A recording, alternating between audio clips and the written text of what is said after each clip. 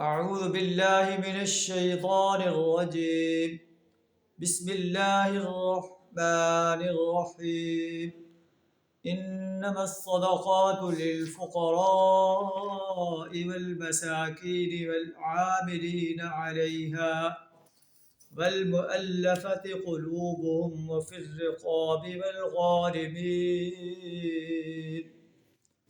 والغارمين وفي سبيل الله وابن السبيل فريضة من الله والله عليم حكيم. صدق اللہ العظیم.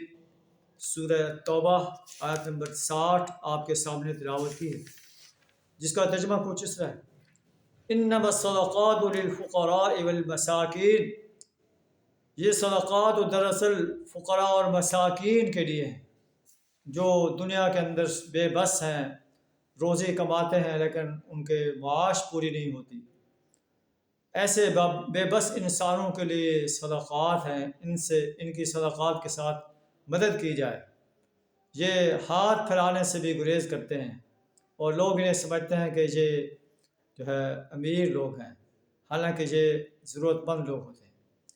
والعاملین علیہا، اور ان پر بھی صدقات خرچ کیے جائیں جو عاملین ہیں، صدقات کو وصول کرنے پر گورنمنٹ کی طرف سے مقرر ہیں، اور تعلیف قلب کے لیے، گردنیں چھڑانے کے لیے، قرض داروں کی مدد کرنے کے لیے، وفی سبیل اللہ وابن السبیل، اللہ کے راستے میں اللہ کے دین کو غالب کرنے کے لیے، دین کو غالب کرنے کی جد و جہد کے لیے، دشمنوں سے قتال کے لیے، وابن السبیل، مسافروں کے لیے. مسافر اگر چاہے دولت مند ہے لیکن سفر کے اندر وہ ضرورت مند بن جاتا ہے، اس کی مدد کی جائے.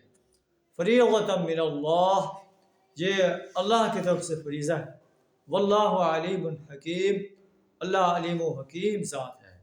اللہ سے دعا ہے ہمیں ان صدقات کو ان مصارف پر خرچ کرنے کی توفیق عطا فرمائے.